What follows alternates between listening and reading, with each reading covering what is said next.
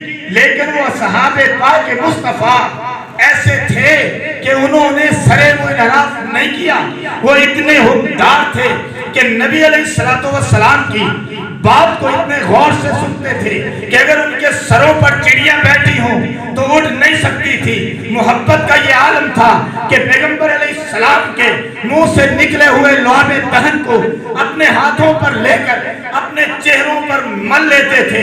محبت کا یہ عالم تھا کہ آپ جب بال اترواتے تھے ان بالوں کو اپنے پاس محفوظ کر لیتے تھے. محبت کا یہ عالم تھا کہ آپ کے اشعار ابرو پر کٹ گئے لیکن سرے منہ انحراف نہیں کیا.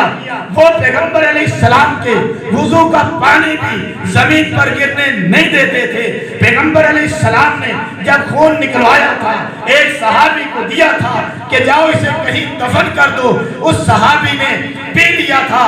رسول اللہ نے فرمایا تھا خون کہاں گیا؟ اس نے کہا اندر دفن کر لیا. پیغمبر نے کہا جا تیری پشتوں پر بھی جہنم حرام ہے.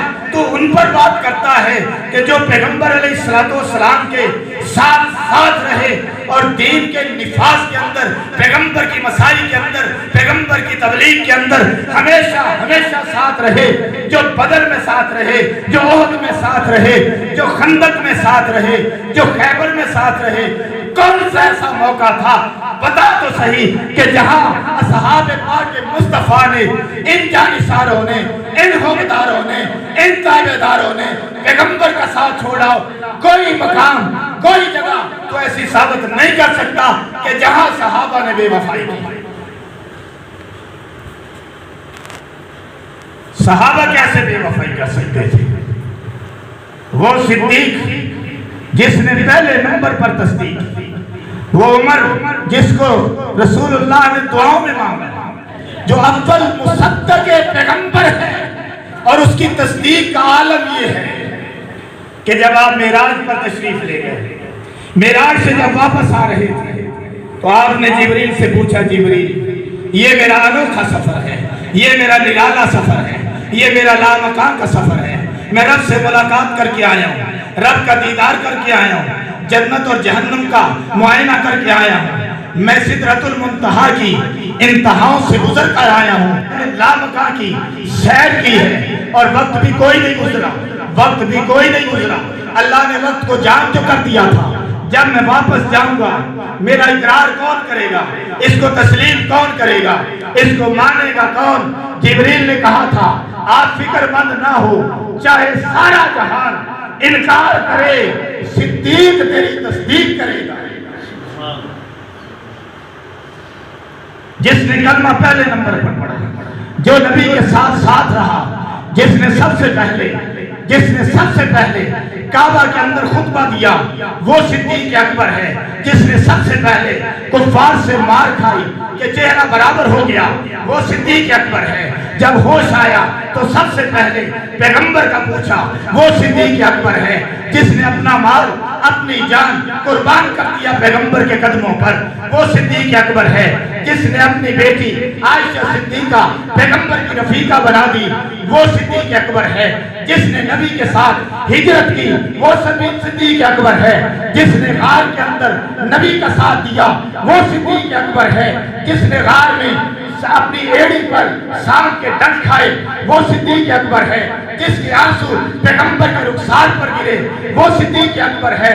3 راتوں تک جس نے پیغمبر کا مسلسل دیدار کیا، وہ صدیق اکبر ہے. کہ جس کو قرآن نے ثانی اثرین کہا، وہ صدیق اکبر ہے. جس کو قرآن نے لا تحزن ان اللہ معنا کہا، وہ صدیق اکبر ہے. جو معبد کے خیمے میں گیا، بکری کا دودھ دو کر پیغمبر کو پیش کیا، وہ صدیق اکبر ہے. جب مدینہ پہنچے پیغمبر کے سر پر جس نے چادر تان دی اور فرق کر دیا، یہ پیغمبر ہے، یہ غلام ہے، وہ صدیق اکبر ہے. جب قباء میں پہنچے جس نے سب سے پہلے اینٹ رکھی، وہ صدیق اکبر ہے. مسجد نبوی کی جس نے سب سے پہلے اینٹ رکھی، وہ صدیق اکبر ہے. روضۃ من ریاض الجنہ کا ٹکڑا جس نے خرید کر دیا، وہ صدیق اکبر ہے.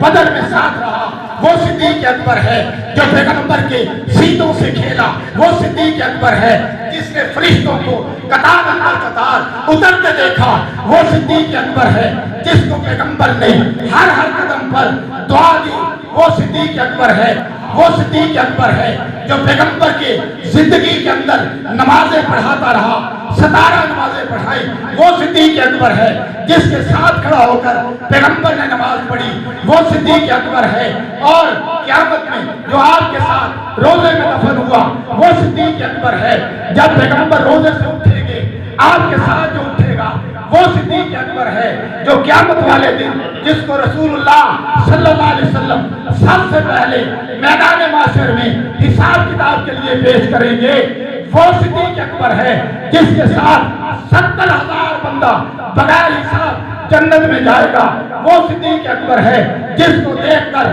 اللہ کا غصہ ٹھنڈا ہو جائے گا، وہ صدیق اکبر ہے میدان معاشر میں پیغمبر کے فرمان کے مطابق سب سے پہلے اللہ جس کو سلام کرے گا وہ صدیق۔ تجھے پتہ ہی کوئی نہیں کہ جس کو قرآن نے ثانی اثنین کہہ دیا، جس کو قرآن نے ثانی اثنین کہہ دیا، اذ یقول لصاحبہ، کہ جب وہ اپنے صاحب سے، اپنے ساتھی سے، اپنے سنگی سے، اپنے دوست سے کہتا تھا لا تحزن، کون کہتا تھا لا تحزن؟ پیغمبر فرماتا تھا صدیق سے لا تحزن، میرا ایمان ہے کہ پیغمبر نے صرف غار میں نہیں کہا لا تحزن، صرف غار میں نہیں کہا، بلکہ پیغمبر نے فرمایا کہ تجھ پر جب بھی سب و شتم ہوگا، لوگ جو ہے تجھ پر اگر بھونکیں گے تو پھر یاد رکھنا میری اس بات کو کہ لا تحزن، تجھے کوئی غم نہیں، دنیا میں بھی نہیں، عقبہ میں بھی نہیں، قبر میں بھی نہیں، آخرت میں بھی نہیں، کہیں بھی نہیں۔ جب پیغمبر نے فرما دیا لا تحزن، صدیق کے لیے پکی مہر لگ گئی۔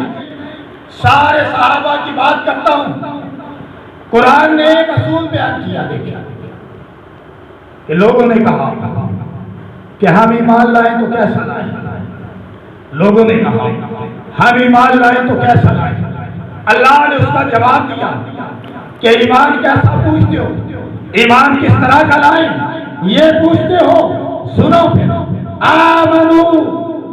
آمنو بمثل ما آمنتم بہ فقد اہتدوا، ایمان لاؤ اس طرح کا جس طرح کا میرے نبی کے صحابہ ایمان لائے، فقد اہتدوا، تو ہدایت پا جاؤ۔ آپ سمجھ میں آ گئی؟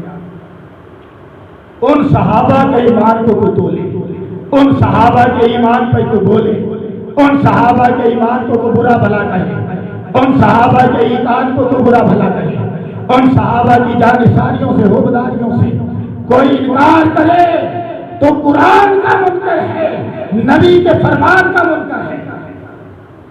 ایمان لاؤ اس طرح کا جس طرح کا صحابہ ایمان لائے۔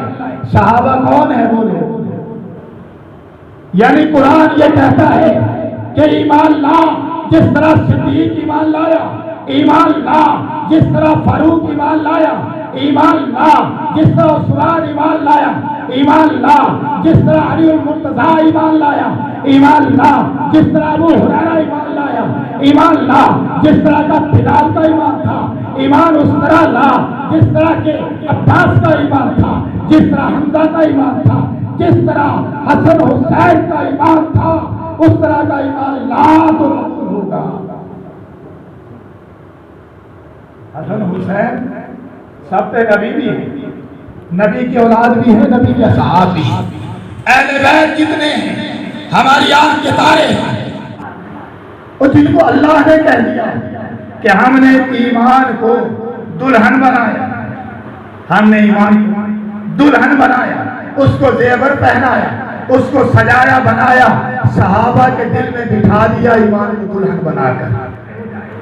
درفشانی نے تیری قطروں کو دریا کر دیا، دل کو روشن کر دیا، آنکھوں کو بینا کر دیا، خود نہ تھے جو راہ پر اوروں کے ہادی بن گئے، کیا نظر تھی کہ جس